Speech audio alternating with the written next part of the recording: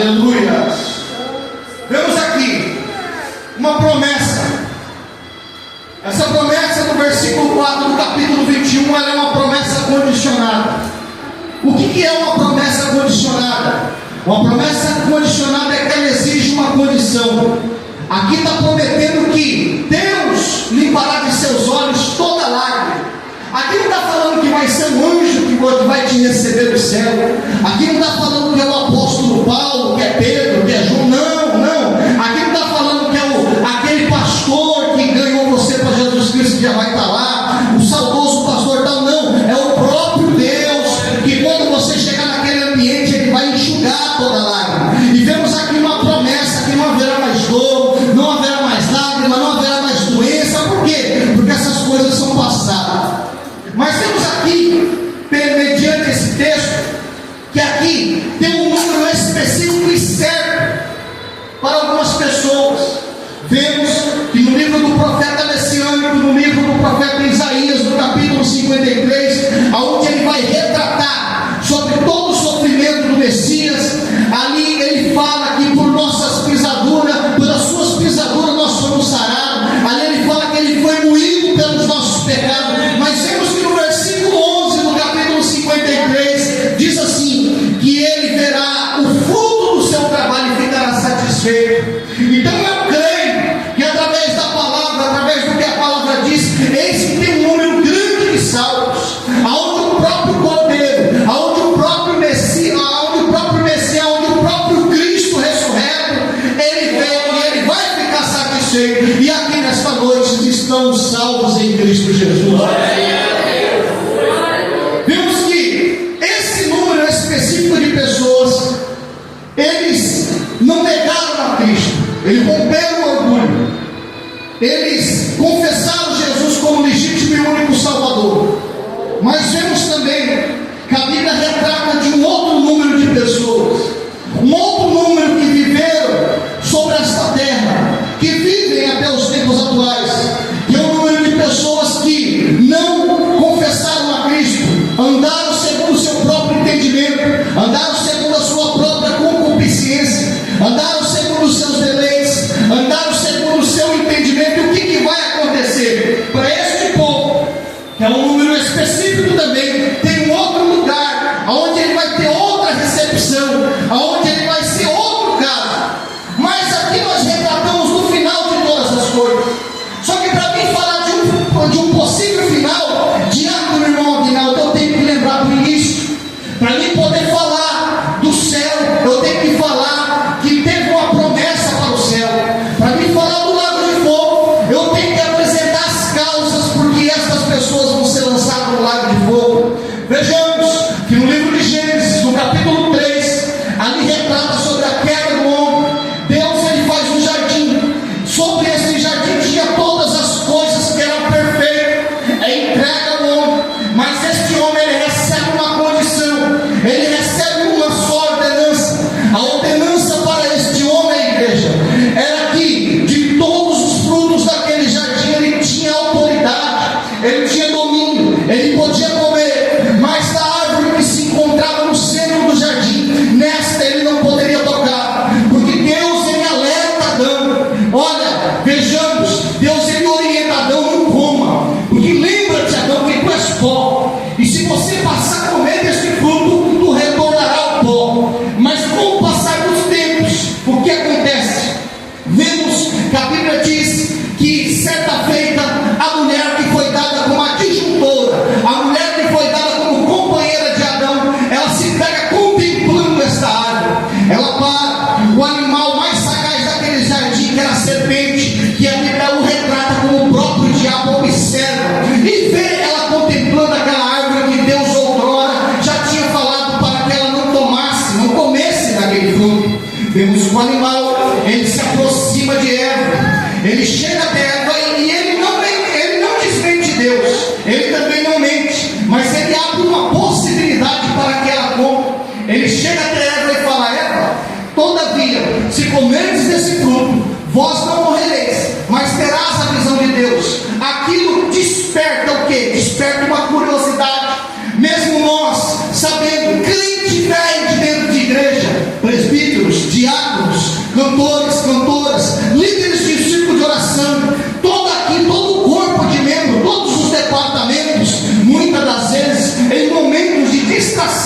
pastor? Porque o que pega o crente é o momento onde ele se distrai e ele para de frente daquilo que outro tempo já foi destinado para que não tocasse. E vemos que Eva também, como ela não foi diferente, ela para na frente daquilo que Deus já deu ordem para não tocar. E ela toma o fruto, come o fruto, mas não contentando só. O que abre espaço aqui para me dizer nesta noite para esta igreja? Que o pecado, muitas das vezes, ele parece belo, ele chama a atenção, ele desperta a curiosidade, mas vemos que muitos de nós, quando caem, ele não se contenta em cair só. Ela pega no fruto, ela vai até o esposo, ela vai até Adão, e ela tenta que ele coma também, e ele come, e aí o pecado entra dentro dos dois. O que é o pecado, igreja? A palavra pecado, ela vem do hebraico, que significa transgressão. Adão e Eva transgrediram uma única lei. E o pecado, dentro de uma simbologia dada, ele é comparado ao quê? Ele é comparado a uma ponte de um rio extenso, um rio muito perigoso, aonde essa ponte se quebra. Deus está do lado da ponte, o homem está do outro lado da ponte. O homem não pode chegar até Deus, e Deus também não pode chegar até o homem. Então o pecado, a transgressão, ela não permite essa ligação. A amizade de Deus e o homem, ela foi quebrada, o elo foi quebrado. Vemos que a Bíblia diz que toda virada de tarde Deus descia do céu, ele descia e ia ter ao lado da pessoa de Adão, ele andava lá do lado de Adão. Vemos que a Deus vai falar através de Salomão no livro de Provérbios que há amigos que são melhores do que irmão. Jesus, esse é o amigo, fiel amigo que a Bíblia está dizendo. O que significa a palavra amigo? A palavra amigo é uma palavra que vem do grego, e na definição dela diz que é aquele que anda de mãos dadas, é aquele que ajuda a carregar o fardo, é aquele aonde você está num momento de situação difícil, ele está batendo nas suas mãos. Vamos, levanta, homem, levanta. A diferença entre amigos e entre colega, muitas das vezes ele entra dentro da tua casa, ele cobiça a tua esposa, ele cobiça o que você tem dentro da tua casa, ele cobiça o carro que você comprou, ele cobiça a benfeitoria que você está adquirindo. Não, a diferença entre amigo e entre colega, porque um amigo, quando ele tiver uma situação difícil, ele diz: não, vamos continuar servindo a Deus, que Deus vai entrar na casa, vamos continuar trabalhando, que Deus vai dar condição. Essa é a diferença do amigo para o colega. E de uma forma peculiar, Ei, cara, machou e de uma forma peculiar, Adão tinha uma visita toda virada de tarde do próprio Deus. Deus andava lado a lado com ele. Mas nesse dia, o que acontece? Deus desce ao jardim. Quando a Bíblia diz que quando Adão nota que Deus está aproximando do jardim, a presença de Deus, a glória dele chega, eles se escondem. E o que vai acontecer, meu irmão? Ali Deus o chama: Adão, Eva. Ei, cara, machou.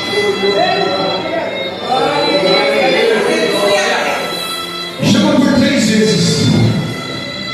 Mas o pecado já começou a causar prisão. O que é o pecado, igreja?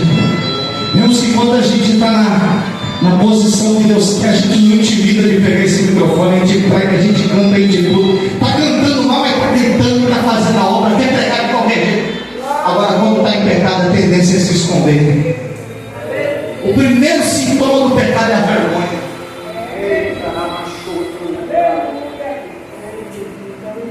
Deus desce e chama. Adão responde: Senhor, estamos aqui. Vimos que o Senhor descia e nos escondemos, porque estávamos nós nus. Mas Deus corresponde e pergunta: mas quem disse para vocês que vocês estavam nus?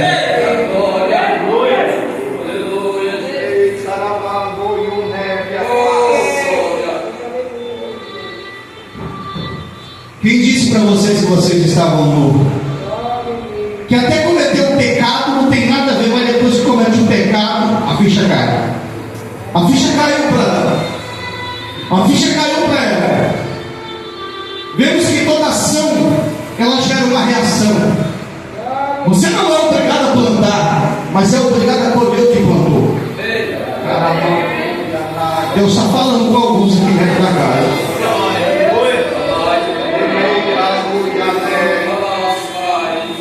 O que vai acontecer? É feita a primeira reunião. Essa reunião é chamada a serpente, que é o próprio diabo. Essa reunião é chamada a mulher. Nessa reunião é chamado homem. Deus está para ouvi-los. Ele chega até a pessoa de Adão e fala: e aí, Adão? O que aconteceu no momento que eu estava lá em cima? No momento que eu confiei em você? Fala: foi a esposa que o Senhor me deu. E quando nós não quer assumir a culpa, não quer apontar o pastor, não quer apontar o irmão, quer apontar as irmãs, mas dificilmente assumir a responsabilidade do erro. Vai até a mulher e fala: foi a serpente que me enganou. A serpente não sobrou ninguém. Só vem a condenação. Você vai rastejar. Você vai passar com medo do pó da terra todos os dias da sua vida. Colocarei inimizade entre você e a mulher. Você picará o calcanhar dela, mas ela te ferirá a cabeça. O fruto dessa mulher vai te ferir a cabeça. Sabe quem que é o fruto dessa mulher? É Jesus Cristo de Nazaré. Ele já feriu a cabeça da serpente e ele se encontra no meio de nós nessa noite. Ao homem, a ele é dado o trabalho como em forma de castigo. A terra agora passa a ser maldita, porque Deus amaldiçoou, o próprio Deus amaldiçoou a terra. Adão, maldita é a terra por causa de vós. A partir de hoje, a terra produzirá abrolhos, produzirá espinhos. O homem vai ter que lavrar a terra, e a esposa comerá do suor do rosto do teu marido. Se passa-se os tempos, vemos aqui que a amizade entre Deus e o homem ela foi quebrada, foi desfeita, amado. A Bíblia diz que Deus começa a enviar profetas. Vem aqui uma geração de profetas. Deus envia. Abraão não deu conta de vencer o pecado. Pecou também. Não poderia vencer. Deus envia Moisés, liberta o povo da mão de Faraó, mas peca também. É homem. Deus envia todos os profetas. Deus envia Daniel, Deus envia Ezequiel, Deus envia Jeremias, Deus envia Abacuque, Deus envia, oh, aleluia. Ninguém, pastor, ninguém venceu, todos pecaram.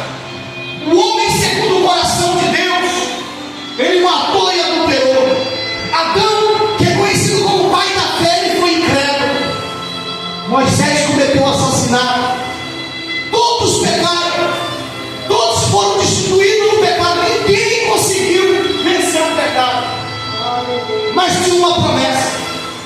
A Bíblia vai dizer que viria um que recuperaria aquilo que havia se perdido. E o que se perdeu? A amizade entre Deus e o homem no Antigo Testamento, pastor. O homem, agora por causa da sua natureza pecaminosa, nós já nascemos com o próprio pecado. Uma vez por ano, ele tinha que descer até Jerusalém com um bezerro, com um novilho novo, perfeito estado. Para quê? Para que aquele animal fosse emolado, o seu sangue aspergido. Ele confessava o pecado olhando para aquele cordeiro, e o pecado dele passava para o cordeiro, e o sangue daquele cordeiro era emolado. O que a Bíblia está dizendo? Teria que ter derramamento de sangue, mas teria que ter derramamento de sangue de alguém puro.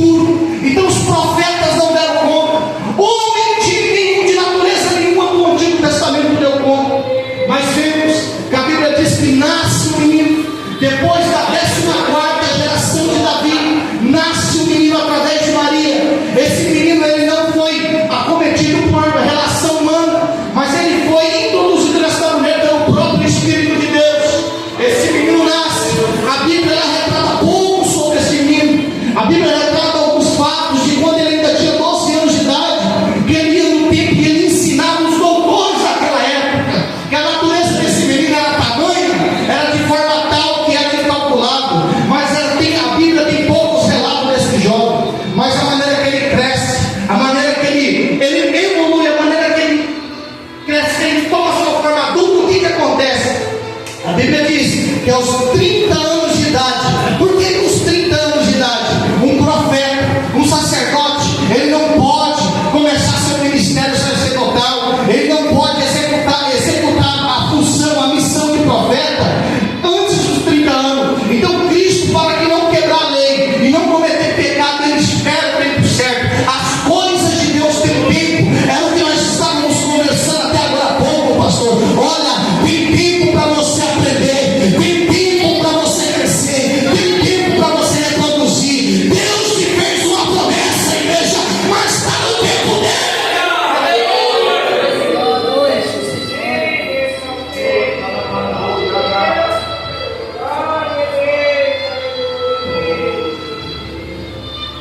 O que acontece? Aos 30 anos de idade, este homem, ele desce as margens do Jordão.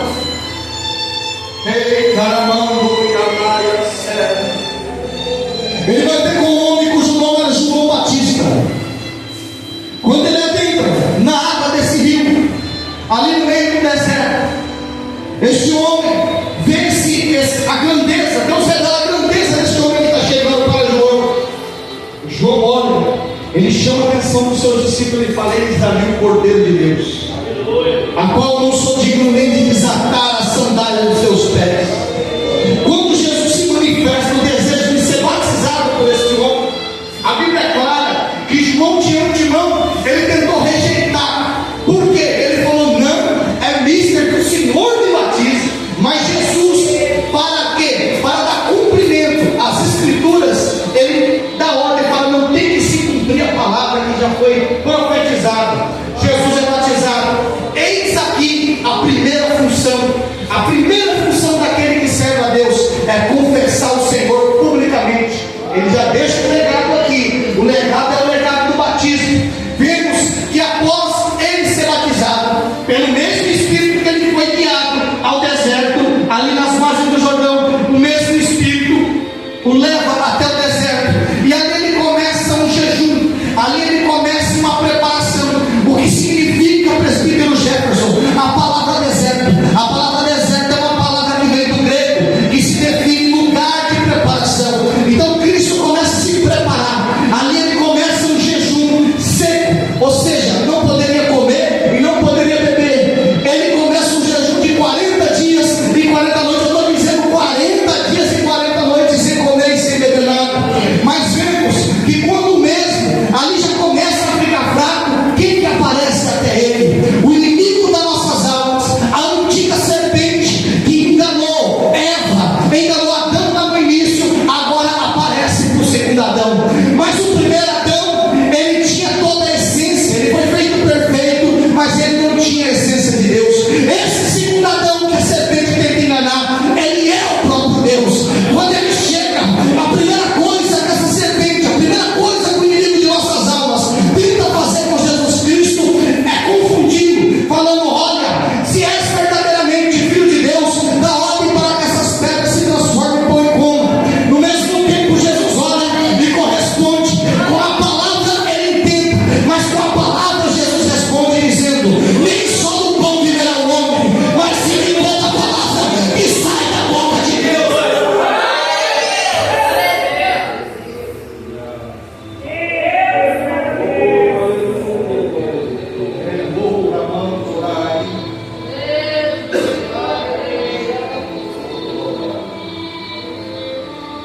Vemos que Jesus,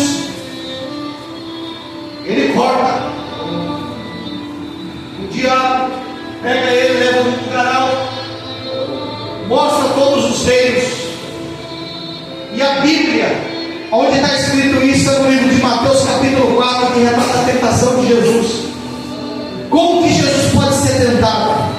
O diabo é um animal sagaz, cheio de sabedoria. Ele chega até aquele que é a própria sabedoria e tenta enganá-lo. E fala: olha, se prostrares diante de mim, entrego tudo em tua mão. Sabe por que ele faz essa proposta?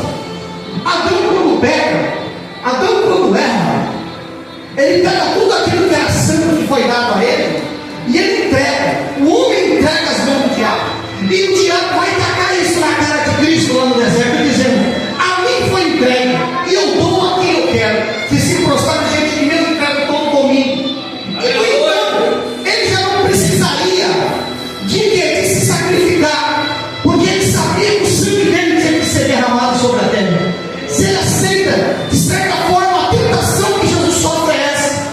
Mas vemos, observando a Escritura, perante a revelação da palavra, Jesus olha e fala, a Bíblia também diz: não se prostrais diante de homem algum. Aonde está escrito no livro de Êxodo, capítulo 20: adorai somente o Senhor teu Deus, só se prostrais diante dele. Por quê? Porque eu visito com maldade até a terceira e quarta geração da terceira mais. Pastor, só se prostrar diante de Deus e somente a ele prestar escuta. Ele acaba de falar, ele acaba de responder, o diabo ele o expulsa, ele manda para longe.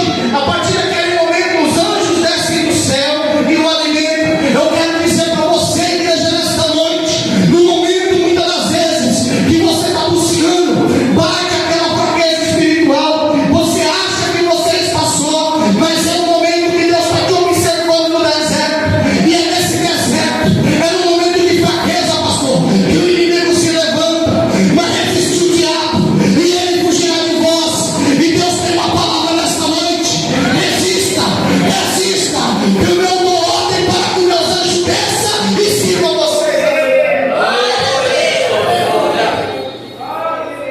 Ele sai do deserto. Aqui é interessante, pastor. Por quê? Primeiro, o ministério do homem: se batizar, confessar Cristo. O segundo é se preparar. O que tem de pessoa despreparada? Meu Deus do céu. Primeira epístola de Pedro, capítulo 3, versículo 18: crescemos na graça e também crescemos no conhecimento. O obreiro, quando cresce muito na graça e esquece de crescer no conhecimento, ele fica muito engraçado, pastor. John Wesley diz: ou tu põe fogo no teu sermão, ou você pega teu sermão e taca ele no fogo. A palavra ela tem que ser cheia de unção, cheia de poder, mas tem que ser esta palavra. Jesus ele deixou um exemplo. Depois que ele está no obreiro completo, no obreiro aprovado, o que ele vai fazer? Agora ele vai em busca de almas. Ele vai até a beira do mar, e ali ele consegue seus primeiros discípulos. Já evangelizou? Conseguiu seus primeiros discípulos. Agora ele começa a ensinar. A igreja já se batizou, a igreja já aprendeu a palavra. Cadê os discípulos? Cadê as almas? Eita glória! Cadê as almas, igreja? Cadê os irmãos? Já foi na beira do mar buscar discípulos? Ei, canamandoia. Qual a diferença? Cristo deixou esse legado. Cristo ensina esses discípulos, amados, num período de 3 anos e 6 meses. Eu vou cortar um pedaço da mensagem, senão eu vou dar conta de terminar agora. O que acontece? Esses discípulos eles são ensinados. Eles são ensinados em todos os âmbitos como eles têm que se portar. A palavra de Deus ela nos ensina como se comportar na sociedade. A palavra de Deus ela nos ensina como se comportar dentro da igreja. A palavra de Deus nos ensina como se comportar no trabalho, como se comportar no colégio, aos jovens. A palavra de Deus ela é completa. Então ele deixa todos aqueles homens completos, cheios de conhecimento. Mas como já havia as profecias escritas que por um desses 12 ele seria traído, e ele foi traído, ele foi vendido. Vemos que numa noite um deles o trai por 30 moedas de prata. Este mesmo chega com os soldados romanos. O que vai acontecer, meus irmãos? Ele é preso, ele é levado para um lugar chamado Sinédrio. Nesse ambiente ele é julgado. Vemos que todos os fariseus, os saduceus, ali os escribas, os religiosos, a religião da época, que não aceitavam, mas todo o tempo tentavam matá-lo, todo o tempo tentavam fazer com que ele se tropeçasse em palavra para que pudessem condenar e matar ele de uma vez e acabar com ele, porque ele trazia prejuízo. Enquanto aqueles homens pregavam,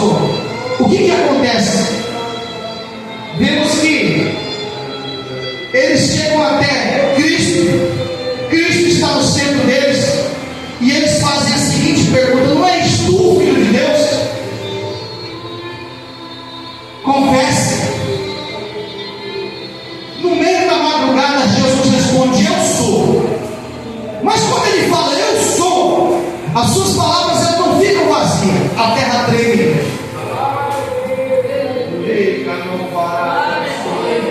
Ali começa o sofrimento dele. A montanha, a neve, a paz. Jesus, ele vai sofrer sua primeira vergonha. Ele é todo despido, deixou ele nu, deixou ele pelado, para ser mais claro nas palavras. O que fazem com ele? Após ele ficar todo pelado, ele é condenado a sofrer 40 açoites.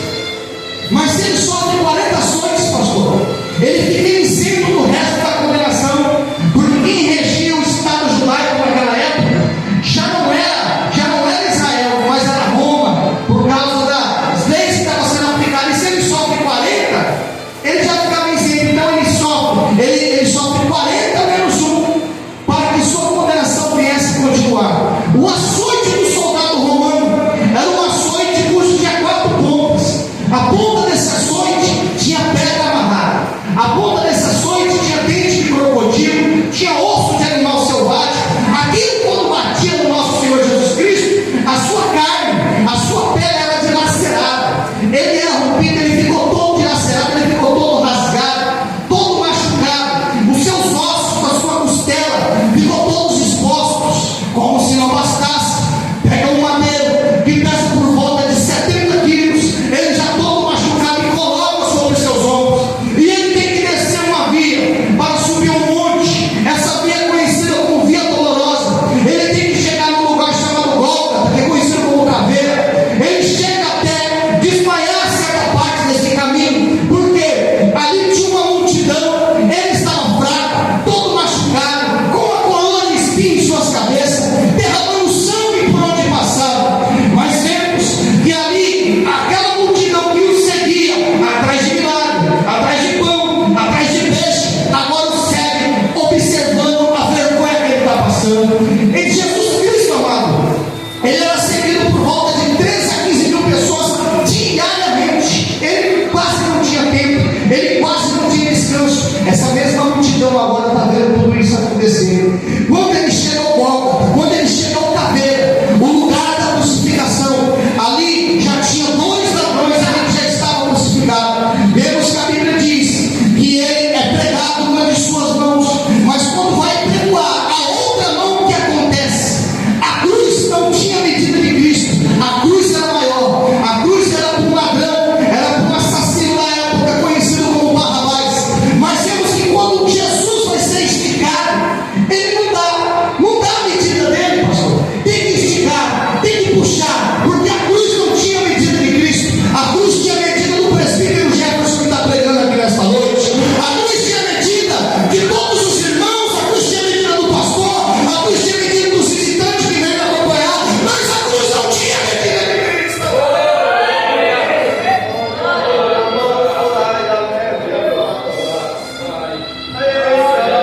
Fecha teus olhos um minuto.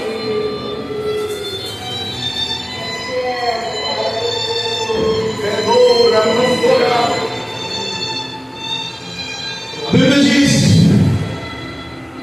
que ele transpira sangue, pastor, de medo. Olha para cá, igreja. Olha para mim. A Bíblia diz que ele transpira sangue. Rendoura, mão, torá e a neve, a paz. Esse culto aqui vai mexer na cabeça de muitos irmãos. Amados, como que Cristo tinha medo? Cristo não tinha medo da morte, pastor. Cristo não tinha medo do cravo que ia ser pregoado em suas mãos. Cristo não tinha medo da cruz. Por que Cristo ia ter medo da morte, sendo que ele é a própria vida? Mas ele tinha medo de uma coisa que nós muitas das vezes perdemos esse medo, que Adão perdeu esse medo. Sabe qual que é? O medo de perder a amizade, a comunhão com o Pai. Porque nunca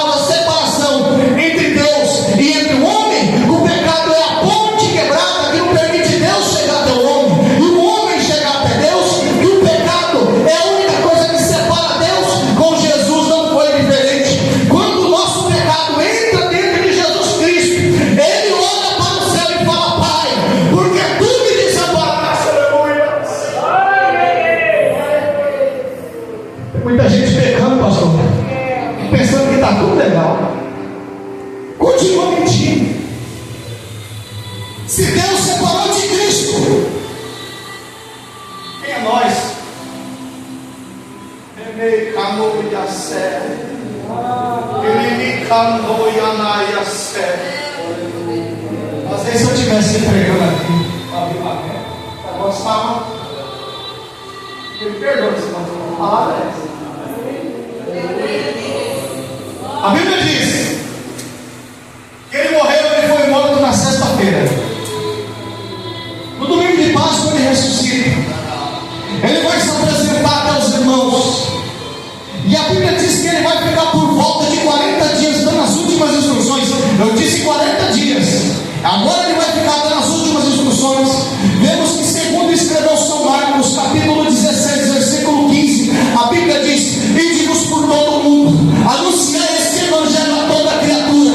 Aquele que crê e for batizado será salvo. Aquele que não crê e não for batizado será condenado. Em meu nome, Jesus está falando em nome de quem, pastor? É no nome de Jesus Cristo. Expulsarão demônios, falarão novas línguas, colocarão a mão sobre enfermos e ele vai ter que sarar. Mas é no nome dele, porque toda a glória é dele, o louvor é para ele, a palavra que está sendo pregada vem dele. Mas as pessoas que estão aqui nesta noite, toda a igreja pertence a ele, é tudo dele.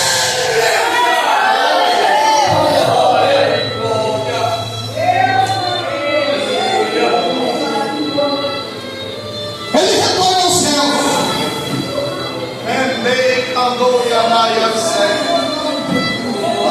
Ele venceu a igreja. O Cristo é ressurreto, ele está aqui nesta noite. Ele venceu. A Bíblia diz que ele é recebido aos céus. No momento que ele é recebido aos céus, pastor, o que acontece? Os varões, os discípulos, ficam olhando admirados. E aparecem dois seres ali. Uai, o que vocês estão ainda fazendo aqui? Este mesmo que subiu, ele vai retornar. A Bíblia diz, Apocalipse capítulo 20, versículo 11: e viu um grande trono branco, e o que estava sentado sobre ele, de cuja presença fugiu a terra e o céu, e não se achou lugar para eles. E viu os mortos, grandes e pequenos, que estavam diante do trono. E abriu-se os livros, e abriu-se outro livro, que é o livro da vida. E os mortos foram julgados pelas coisas que estavam escritas nos livros segundo as suas obras. E deram lá os mortos que nele havia, e a morte e o inferno deram os mortos que nele havia, e foram julgados cada um segundo a sua obra. E a morte e o inferno foram lançados no lago de fogo. Esta é a segunda morte. E aquele que não foi achado com o seu nome escrito no livro da vida foi lançado no lago de fogo. Vendo que esse mesmo Jesus Cristo que subiu fez uma promessa que ele voltaria para arrebatar a tua igreja. Vemos que no capítulo 19 a Bíblia diz que o céu se abre, igreja. Presta atenção, olha para cá. Guarda essa palavra que eu vou pregar nesta noite. O céu se abre. A maneira que o céu se abre, aparece um homem montado em cima de um cavalo branco. Este homem tem sobre a sua cabeça uma coroa e nela vários diademas e um nome escrito que só ele mesmo sabe o que está escrito. Vemos que a Bíblia diz que esse homem tinha cabelos longos e brancos, os seus olhos eram como chamas de fogo, ele tinha uma faixa no seu peito, porque ele agora é sumo sacerdote eternal. Ele está à direita do Deus Pai Todo-Poderoso, e ele chega por esta igreja, ele intercede por esta igreja com gemidos inexprimíveis.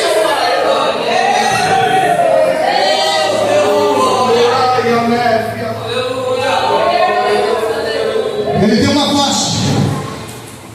Sobre a sua coxa direita está escrito Rei dos Reis e Senhor dos Senhores.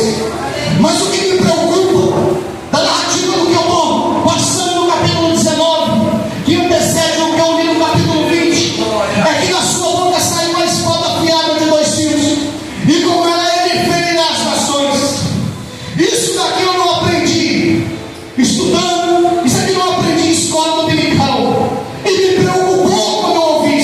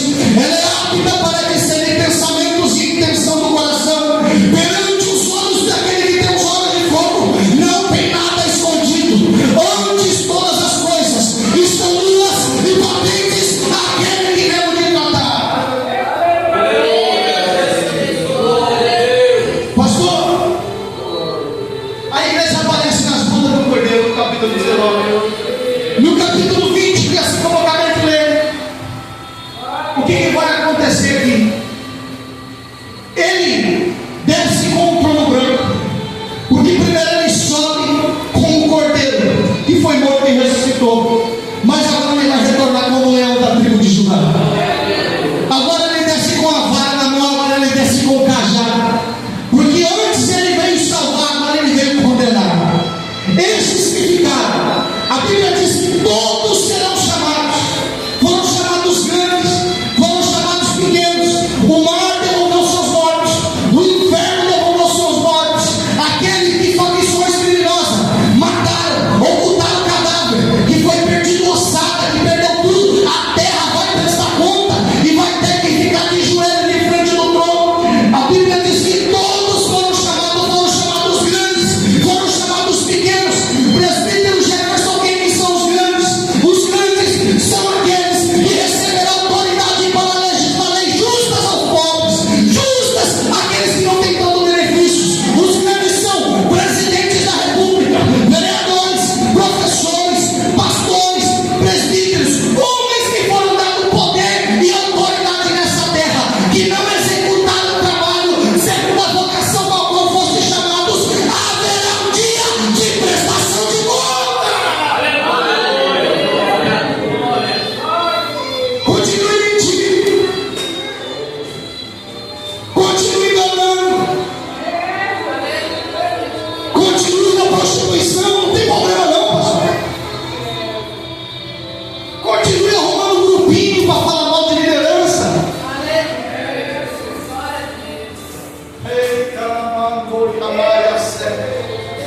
Quem que são os pequenos? Os pequenos foram aqueles que ouviram esta palavra, mas não quiseram receber, não quiseram guardar. Até sentiu a presença, pastor. Até sentiu arrepio, mas não quiseram se enquadrar. Esses são os pequenos. Tiveram oportunidade, mas não quiseram.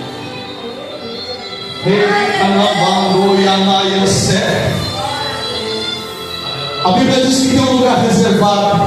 O inferno devolverá seus mortos. Inferno é lugar temporário. Pessoas que morreram desde a época de Adão que estão lá, nesse dia vai ficar perante o trono. Deixa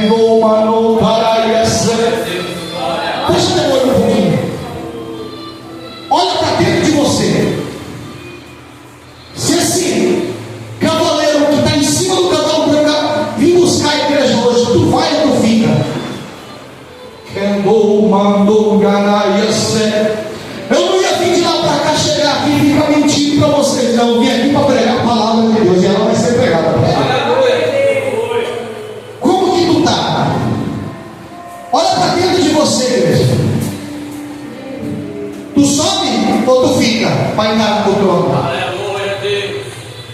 Se você for subir, a Bíblia diz, Apocalipse capítulo 21, se coloca os pés, igreja. E Deus limpará dos teus olhos. Temos aqui uma promessa. Não é homem, pastor. Não é ninguém que vai te receber, não. O próprio Deus referencial, meu filho. Ele me cantou e anaiassé. Que me cantou e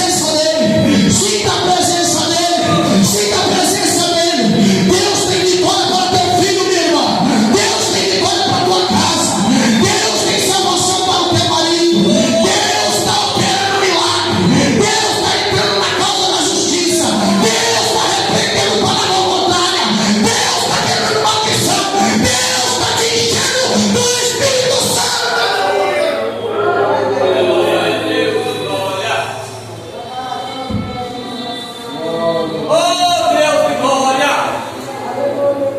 Eu quero convidar aqui à frente.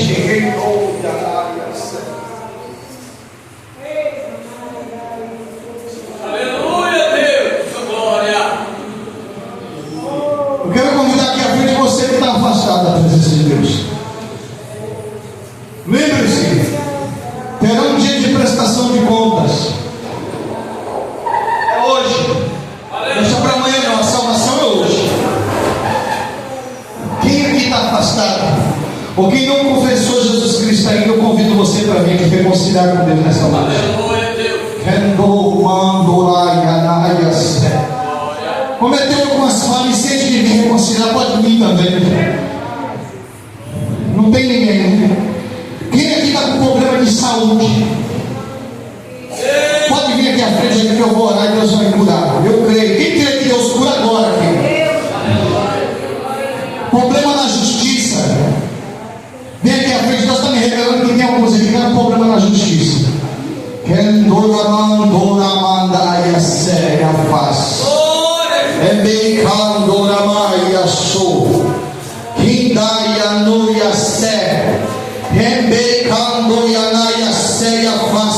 Pode vir aqui, tem gente aqui com problema na justiça. Não precisa se envergonhar, não. Vem aqui que Deus vai dar vitória.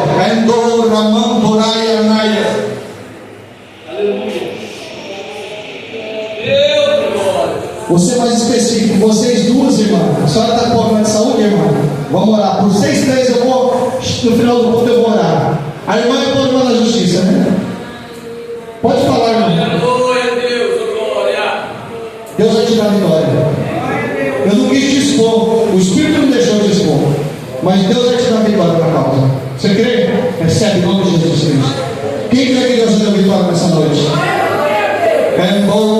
Quem quiser oração, vem aqui à frente. Eu vou louvar um louvor. A igreja permite eu cantar um louvor? Glória. Quem quiser oração, vem aqui à frente.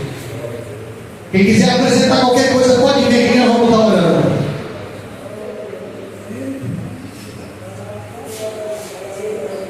Glória a Jesus, louvado seja Deus.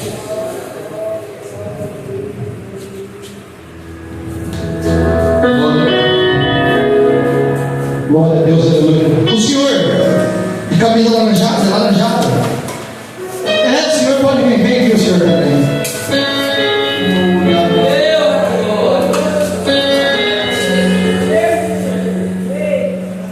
Feche seus olhos, igreja.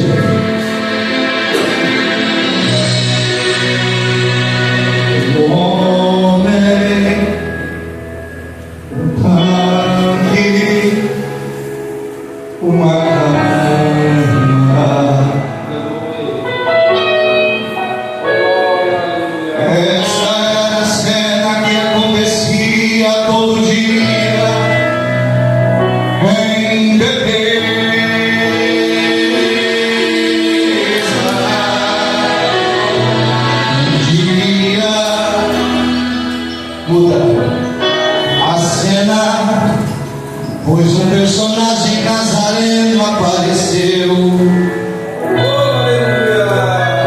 Agora era um homem, um tanque, uma cama e o Filho de Deus. E me pergunta: quer explicação? Então o homem falou: quem eu? Meu problema é o tanque. A minha vez passou. Era um homem culpando o tanque numa cama, mas assim disse o Senhor. O paralítico: levanta-te, esquece o tanque, nunca mais você volta pra cá. Mas a cama tu terás que carregar. É pra não esquecer do teu passado, nem também quem te curou.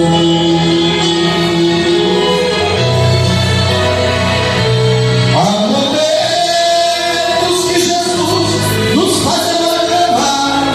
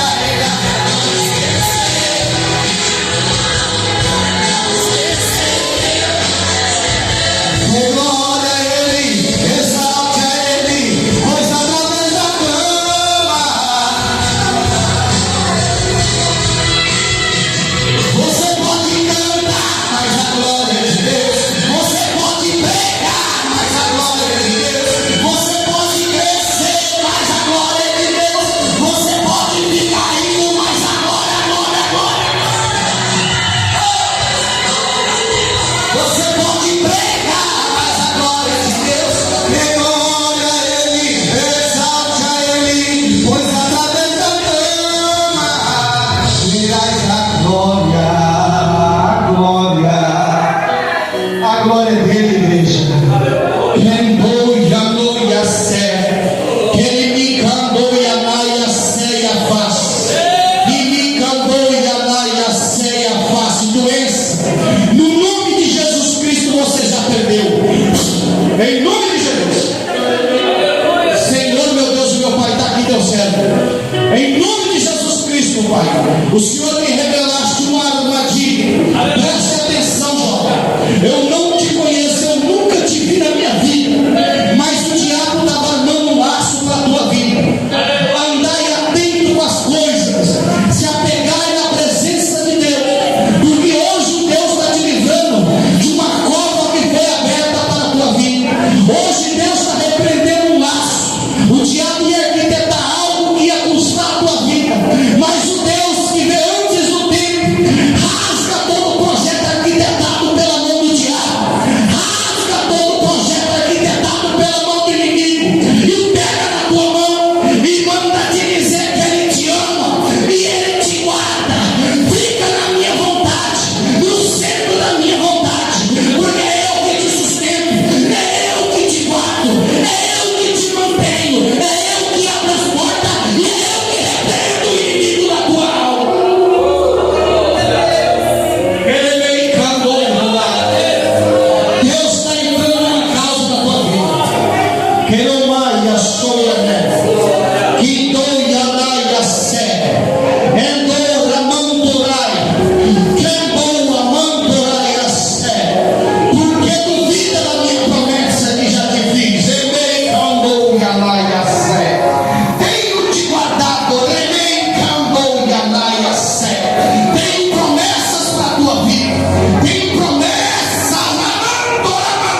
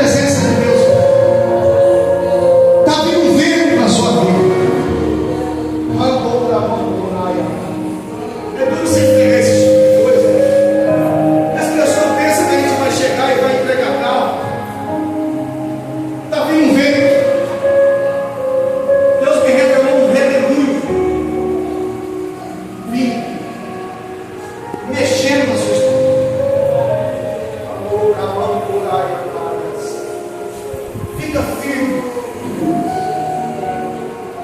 porque Deus me mostra também esse vento abaixando, me mostra a senhora tendo um crescimento de 1 grau na tua carreira de Deus, mas a senhora vai passar por uma provação de alguns dias.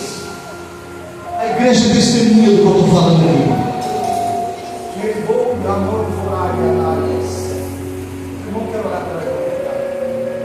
Quem quer oração vem aqui à frente? Já estou perto de acabar. A gente me perdoa, pastor. Eu passei 14 minutos já. A igreja me perdoa, mas eu quero orar pela igreja. Maravilhoso Deus, eterno Pai, no nome do teu filho amado Jesus, Senhor.